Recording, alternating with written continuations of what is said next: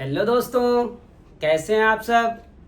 आप सबका हमारे चैनल पर ग्रामर विद समानी पर स्वागत है। दोस्तों, उम्मीद करता हूं आप सब अच्छे होंगे। आज हम चर्चा करने वाले हैं ग्रामर के फ्यूचर कंटीन्यूअस टेंस के बारे में। दोस्तों, इससे पहले भी हमने फ्यूचर कंटीन्यूअस टेंस के अफर्मेटिव सेंटेंस के बारे में जो है एक क्लास लिया था। वो हमारा लेक्चर ऑलरेडी हमारे यूट्यूब चैनल पर अपलोड है। अगर आप नहीं देखे हैं फ्यूचर कंटीन्यूअस टेंस को, अफर्मेटिव सेंटेंस को, तो प्लीज़ आप पहले उसे देखें, तब आप फ्यूचर कंटीन्यूअस टेंस के निगेटिव सेंटेंस, इंट्रोगेटिव सेंटेंस और इंट्रोगेटिव नेगेटिव सेंटेंस को समझ पाएंगे दोस्तों। क्योंकि हर एक चीज़ एक दूसरे से लिंक होता है। जब आप उसे पहले देखेंगे, उसे समझेंगे, तो ये चीज़ें आपको जो निगेटिव होंगी, इंट्रोगेटिव नेगेटिव सेंटेंस होंगे, वो सारे ईजिली समझ में आएंगे। दोस्तों, फ्यूचर कंटीन्यूअस टेंस की पहचान क्या है, उसका एक हम शॉर्ट रिव्यू देंगे और फिर हम आगे बढ़ेंगे। संक्षिप्त में उसकी व्याख्या करना चाहता हूँ। पहचान कैसे करते हैं फ्यूचर कंटीन्यूअस टेंस के। फ्यूचर कंटीन्यूअस टेंस जो दोस्तों हैं, वाक्य के अंत में रहा होगा, रही होंगी, रहे होंगे आदि शब्द आए। लेकिन इतना तो सब कोई जानता है, लेकिन अगर फ्यूचर कंटीन्यूअस टेंस उसे भी कहते हैं दोस्तों, जब वाक्य के अंत में ता रहा होगा, ती रहे होगी, ती रहे होंगे, इस तरीके के वाक्य भी आएंगे, तभी भी आप जाने कि वो फ्यूचर कंटीन्यूअस टेंस के ही वाक्य हैं। फ्यूचर कंटीन्यूअस टेंस के वाक्य को बनाने के लिए दोस्तों, पहले हम लिखते हैं सब्जेक्ट, उसके बाद उसमें हेल्पिंग वर्ब आता है जो शैल बी और विल बी होता है। शैल बी और विल बी, इसे हमें जानना जरूरी है कि किन कर्ताओं के साथ शैल बी लगेगा और किन कर्ता के साथ विल बी का प्रयोग होगा। शैल बी का प्रयोग दोस्तों हमेशा आई और वी के साथ होता है। आई और बी, ये देखिए दोस्तों, आई और वी के साथ शैल बी और बाकी सारे कर्ता के साथ, बाकी सारे सब्जेक्ट के साथ विल बी का प्रयोग होगा। और इसमें मेन वर्ब की फर्स्ट फॉर्म होगी और प्लस आईएनजी, जिसे हम प्रेजेंट पार्टिसिपल भी कहते हैं। दोस्तों, फ्यूचर कंटीन्यूअस टेंस को हम इम्परफेक्ट टेंस भी कहते हैं, क्योंकि इसमें कार्य का कब से शुरू हुआ है और कब खत्म होगा ये निश्चित नहीं होता है, इसीलिए इसे इम्परफेक्ट यानी परफेक्ट ही नहीं है, ये परिपूर्ण नहीं है। और इसे हम प्रोग्रेसिव टेंस भी कहते हैं, क्योंकि कार्य का जारी रहना पाया जाता है, इसीलिए प्रोग्रेसिव टेंस भी कहते हैं। आइए देखते हैं कि इसे निगेटिव कैसे बनाते हैं, इंट्रोगेटिव कैसे बनाते हैं, इंट्रोगेटिव नेगेटिव कैसे बनाते हैं। एक शॉर्ट रिव्यू देंगे और दोस्तों उम्मीद करता हूं कि ये लेक्चर देखने के बाद आपकी सारी समस्याएं जो है फ्यूचर टेंस से वो दूर हो जाएंगी। आइए देखते हैं कि निगेटिव सेंटेंस कैसे बनाते हैं। ये हम निगेटिव सेंटेंस के बारे में आज चर्चा करेंगे। निगेटिव, फिर इंट्रोगेटिव नेगेटिव, इस तरीके के वाक्य हम एग्जाम्पल के थ्रू बनाएंगे ताकि आपकी चीजें एकदम स्पष्ट हो जाएं।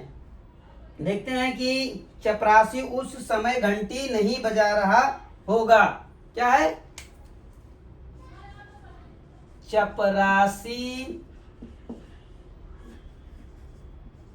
उस समय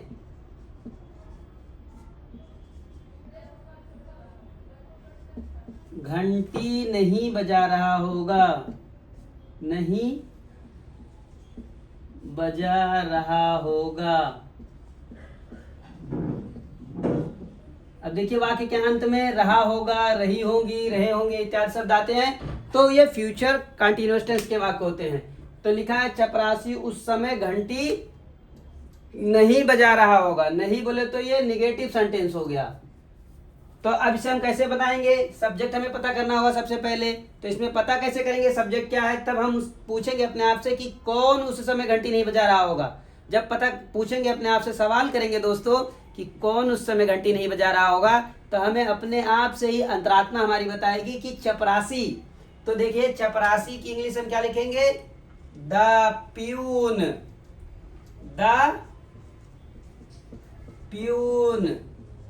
द प्यून।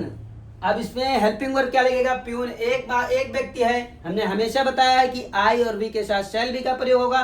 बाकी जितने भी करता है, आपको सोचने की जरूरत नहीं है, डायरेक्ट आप लगाएं शैल बी का प्रयोग, विल बी का प्रयोग, आई बी के साथ शैल बी का, और बाकी जितने करता है, जितने सब्जेक्ट हैं, सबके साथ बिना सोचे समझे आप विल बी का प्रयोग करें, क्योंकि वही ही लगेगा।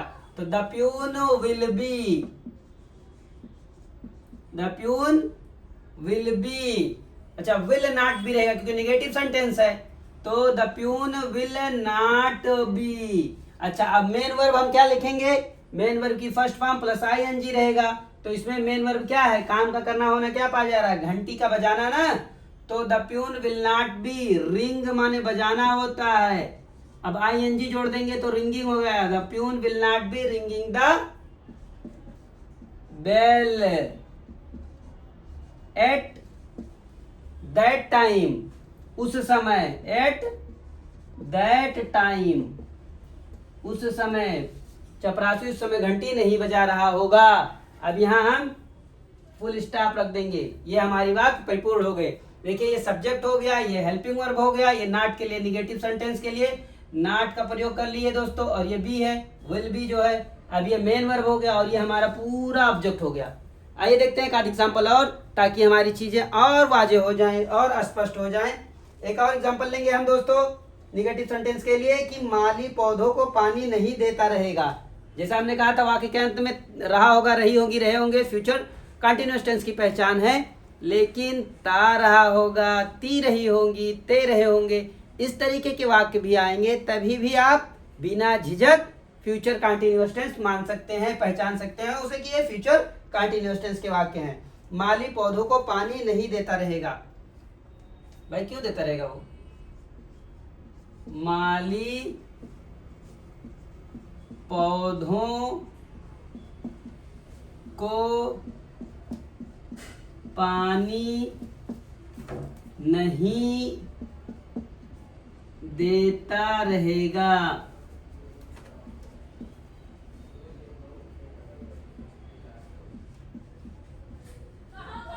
अब देखिए दोस्तों वाक्य के अंत में रहा होगा, रही होगी, रहे होंगे आदि आता है, और ये निगेटिव है, नहीं का वर्ड यूज हुआ है, इसलिए निगेटिव सेंटेंस है। अब फिर हम पहले सबसे पहले अपने को कर्ता पता होना चाहिए, तो हम अपने आप से पता करेंगे कि कौन पौधों को पानी नहीं देता रहेगा, तब पता चलेगा माली, तो हमारा सब्जेक्ट यानी कर्ता क्या है, माली है, तो द। अब माली की इंग्लिश क्या होती है, गार्डनर, क्या, गार्डनर, तो द गार्डनर, द गार्डनर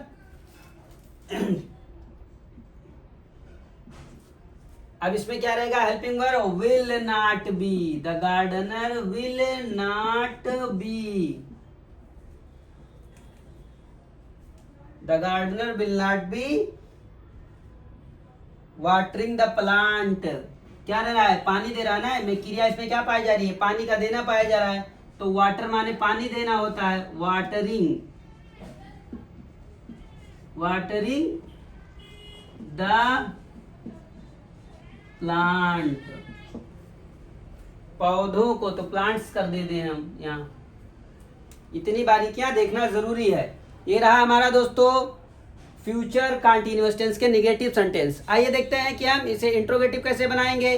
तो इसमें इंट्रोगेटिव अगर हमें बनाना रहेगा तो ये हमारा जो विल है या शैल रहे, यानी हेल्पिंग वर्ब को हम, अगर वाक्य दो तरीके के इंट्रोगेटिव सेंटेंस होते हैं दोस्तों फ्यूचर कंटीन्यूअस टेंस में या किसी भी टेंस में, जो दो तरीके के इंट्रोगेटिव सेंटेंस होते हैं, एक फर्स्ट टाइप का होता है और एक सेकंड टाइप का होता है। फर्स्ट टाइप का इंट्रोगेटिव सेंटेंस वो होता है जो वाक्य के प्रारंभ में क्या आए, जैसे क्या किसान कल खेत जोतेगा, क्या हम अपना पाठ याद करेंगे, क्या वो दिल्ली कल जाएगा, क्या सीता दिल्ली से मुंबई आएगी, यानी वाक्य के प्रारंभ में, वाक्य के अगर शुरू में ही क्या आए दोस्तों, तब उसे हम फर्स्ट टाइप का इंट्रोगेटिव सेंटेंस कहते हैं। लेकिन जब वाक्य के मध्य में कब, कहाँ, क्यों, कैसे, कितना, किसे, इस तरीके के वाक्य आएंगे, तब हम उसे सेकंड टाइप का इंट्रोगेटिव सेंटेंस कहते हैं, जिसे WH टाइप कहते हैं। WH टाइप इंट्रोगेटिव सेंटेंस होता है। तो आइए देखते हैं हम पहले फर्स्ट टाइप का इंट्रोगेटिव सेंटेंस के बारे में, फिर उसके बाद हम सेकंड टाइप का इंट्रोगेटिव सेंटेंस के बारे में चर्चा करेंगे। दोस्तों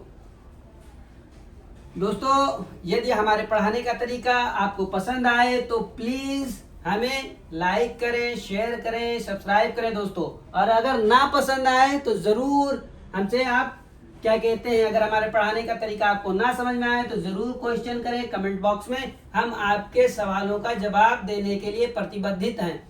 दोस्तों हम आपके सवालों का, प्रत्येक सवालों का जवाब जरूर देंगे।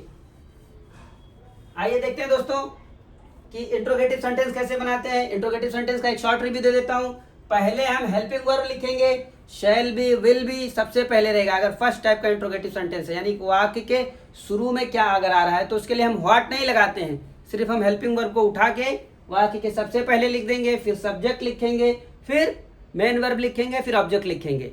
लेकिन अगर सेकंड टाइप का होगा तो सबसे पहले कब, कहाँ, क्यों, कैसे की इंग्लिश लिखेंगे, उसके बाद हेल्पिंग वर्ब लिखेंगे, उसके बाद सब्जेक्ट लिखेंगे, उसके बाद वर्ब की फर्स्ट फॉर्म लिखेंगे, उसके बाद ऑब्जेक्ट लिखेंगे। आइए देखते हैं एक आध एग्जांपल लेकर, ताकि चीजें आपको क्रिस्टल क्लियर हो जाएं। देखते हैं कि फर्स्ट टाइप का हम ले लेते हैं दोस्तों। ये हमारा नेगेटिव नहीं, अब हमारा हो जाएगा इंट्रोगेटिव। इंट्रोगेटिव को हम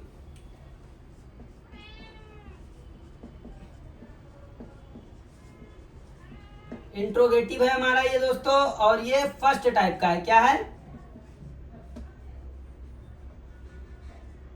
आप इतना समझ लीजिएगा, पूरा मैं नहीं लिख रहा हूं सेंटेंस वगैरह, बस इतना ही। फर्स्ट टाइप का इंट्रोगेटिव सेंटेंस है ये, फर्स्ट टाइप का क्वेश्चन है। क्या है, फर्स्ट टाइप का क्वेश्चन है। अब देखते हैं एग्जाम्पल के थ्रू हल करके दोस्तों। फर्स्ट टाइप का, क्या मोहन अपनी पुस्तक पढ़ता रहेगा। देखिए वाक्य के अंत में ता रहेगा आ रहा है, सिर्फ आप ये ना समझिएगा कि फ्यूचर कंटिन्यूअस टेंस रहा होगा, रही होगी, रहे होंगे रहेगा। ता रहेगा, ती रहेगी, ते रहेगा, जैसा मैंने पहले ही आपको बताया है। आप देखिए यहाँ, क्या मोहन अपनी पुस्तक पढ़ता रहेगा। क्या मोहन अपनी पुस्तक पढ़ता रहेगा। देखिए सारी चीजें फ्यूचर कंटिन्यूअस या फ्यूचर टेंस जो है दोस्तों एक भ्रम वाली चीजें हैं। ये आप लोगों को सुनने में थोड़ा अटपटा लगेगा, क्योंकि ये चीजें अभी हुई नहीं, एक अनुमान है कि अच्छा इंट्रोगेटिव है तो हमें क्वेश्चन मार्क लगाना पड़ेगा यहाँ। ये एक अनुमान है कि यह होगा, ऐसा होगा, लेकिन हुआ नहीं है। तो इसलिए फ्यूचर टेंस जितना भी है वो अनुमान पे है, एक अनुमान आदमी लगाता है। क्या मोहन अपनी पुस्तक पढ़ता रहेगा। अब क्या के लिए यहाँ हम व्हाट नहीं लगाएंगे, क्योंकि वाक्य के अंत में, वाक्य प्रारंभ में क्या है, तो इसके लिए व्हाट नहीं, सिर्फ हेल्पिंग वर्ब लगा लेंगे। तो हेल्पिंग वर्ब कैसे लगाएंगे, दो हेल्पिंग वर्ब है, विल बी, शैल बी।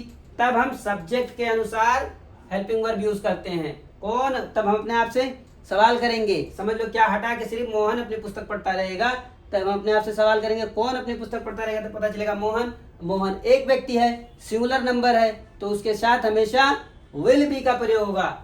तो हम लगा देंगे विल, विल मोहन। अच्छा क्या अब है, विल मोहन बी। अब रीड माने पढ़ना होता है, तो रीडिंग हो जाएगा, आईएनजी लग जाएगा, वर्ब की फर्स्ट फॉर्म में आईएनजी लगा देते हैं। Will Mohan be reading his book. बस कोई रॉकेट साइंस नहीं है, इतना ही इजी है, बहुत सिंपल है दोस्तों। बस आपको एक डेडिकेशन की जरूरत है, लगन की जरूरत है, चीजें बहुत ही आसान है। ये क्या रॉकेट साइंस है, एकदम इजी। आप सोच रहे होंगे कि नर्सरी केजी के बच्चों वाली चीजें मुझे बता रहे हैं, भाई बहुत ही आसान है।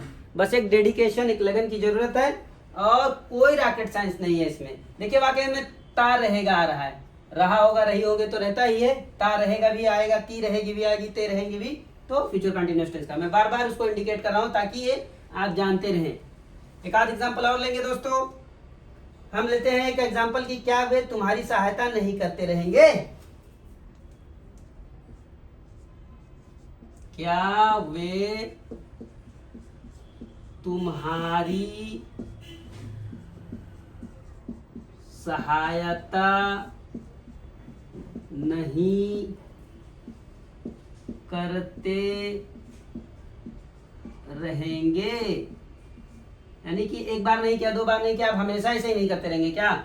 तो वही पूछ रहा है, क्या वो तुम्हारी सहायता नहीं करते रहेंगे, अब फ्यूचर में भी नहीं करेंगे क्या। तो अब देखिए वाक्य के प्रारंभ में क्या आ रहा है, और ता रहेंगे, ती रहेंगी, वाक्य शब्द आ रहा है, तो फ्यूचर कंटिन्यूअस टेंस के वाक्य हैं। अब देखते हैं तुम्हारी, ये इसमें हम ये तुम्हारे के लिए क्या रहेगा, यू, योर्स जो रहेगा ना, तो विल,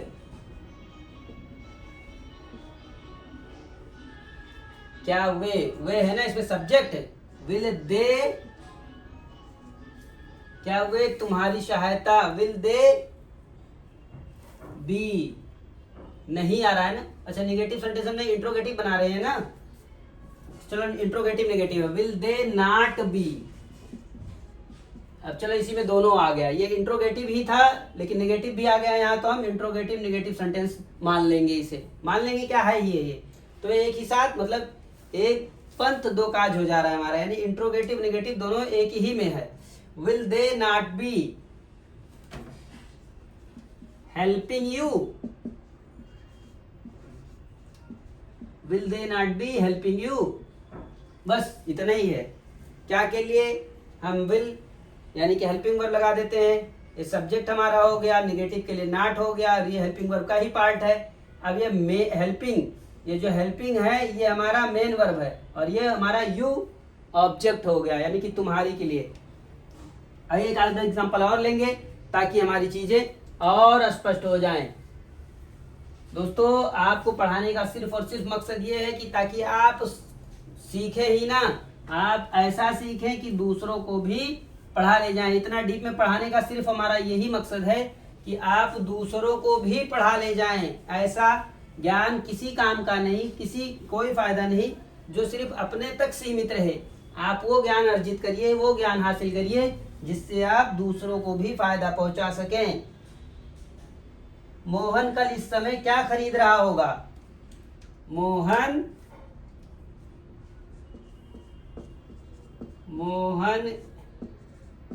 इस समय, मोहन कल इस समय क्या खरीद रहा होगा?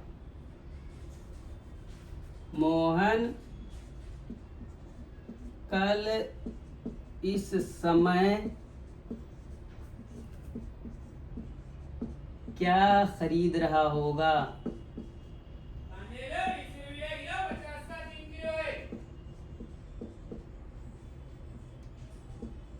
मोहन कल इस समय क्या खरीद रहा होगा? वाक्य के अंदर में देखिए रहा होगा, रही होंगी, रहे होंगे आ रहा है। अच्छा, अब ये इंट्रोगेटिव क्या है, बीच में क्या आ गया? दोस्तों पहले हमारा क्या आता था, अभी देखो वाक्य के मध्य में क्या आ रहा है, तब ये सेकंड टाइप का इंट्रोगेटिव सेंटेंस है दोस्तों। तब इसमें हम पहले क्या की इंग्लिश पहले लिख लेंगे, उसके बाद फिर हेल्पिंग वर्ब लिख लेंगे व्हाट। अब इसमें सब्जेक्ट क्या है? मोहन, तो मोहन एक वचन है, इसके साथ विल भी का प्रयोग आएगा। What Mohan will, what will,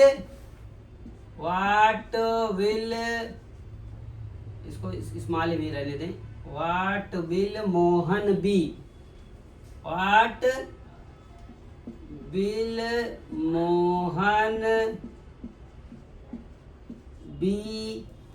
खरीदने की इंग्लिश क्या होती है? Buy, BUY। अब इसमें ING जोड़ देंगे तो क्या हो जाएगा? Buying. What Mohan will be buying. अब कल की इंग्लिश क्या रहेगी दोस्तों? ये फ्यूचर कंटिन्यूअस टेंस है, यानी कि भविष्य में होगा, तो यस्टरडे नहीं यूज किया जाएगा यहाँ। What will Mohan B buying tomorrow. दोस्तों अगर परसों का हो जाएगा तो टुमारो पे एक और मारो, हाँ आप नहीं मारने लगना, टुमारो ही रहेगा। तो what will Mohan B buying at this. अच्छा, इस समय, एट दिस टाइम तो हम लगाए ही नहीं। What Mohan will be buying,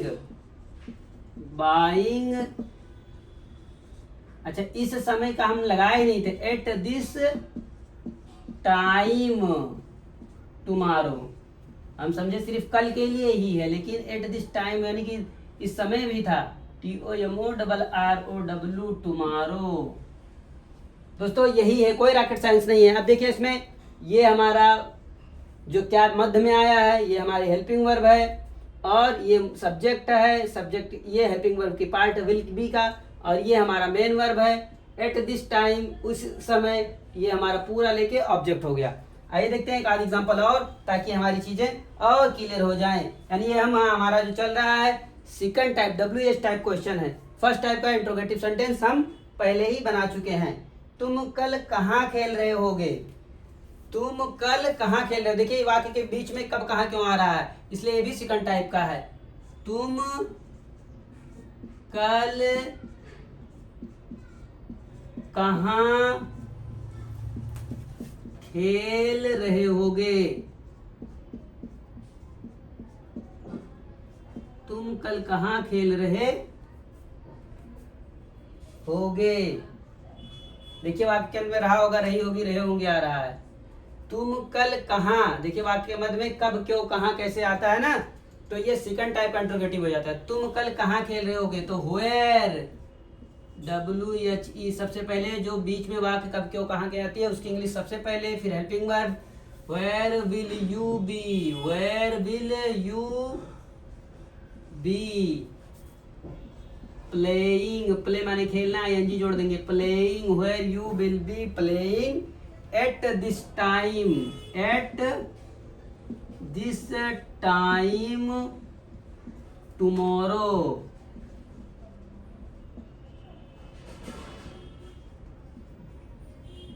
ये देखिए हमारा सेकंड टाइप का क्वेश्चन, जब कब कहाँ क्यों कैसे है उसकी इंग्लिश, फिर हेल्पिंग वर्ब, फिर सब्जेक्ट, फिर मेन वर्ब की फर्स्ट फॉर्म, और ये इतना हमारा हो गया ऑब्जेक्ट।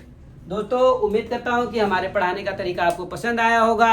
यदि हमारे पढ़ाने का तरीका आपको पसंद आया हो तो प्लीज़ हमारे चैनल को लाइक करें, शेयर करें, सब्सक्राइब करें। हाँ दोस्तों, बेल आइकन दबाना ना भूलें ताकि हमारे आने वाले प्रत्येक वीडियो का नोटिफिकेशन आप तक जरूर पहुँचे और आप उसका फ़ायदा उठाएं।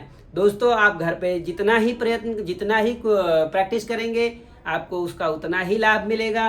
कहते हैं प्रैक्टिस मेक मैन्स परफेक्ट, आदमी को अभ्यास एकदम मजबूत बना देता है। जितना ही आप अभ्यास करेंगे उसमें आप उतना ही परिपक्व होंगे, उतने ही मैच्योर होंगे। तो आप घर पे प्रैक्टिस करते रहें और हमारे वीडियो लेक्चर जो आने वाले रहें उसे भी देखें, और जो ऑलरेडी अपलोड है, यदि हमारे और टेंस जो हमने पढ़ाया है आप ना देखे हो तो ज़रूर जाकर देखें, ताकि आपको एक फ्लुएंसी बनी रहे और आप उस चीज़ में महारत हासिल करें। बाय बाय दोस्तों, आज के लिए बस इतना ही, फिर मिलेंगे अगले वीडियो के लिए। सी यू अगेन।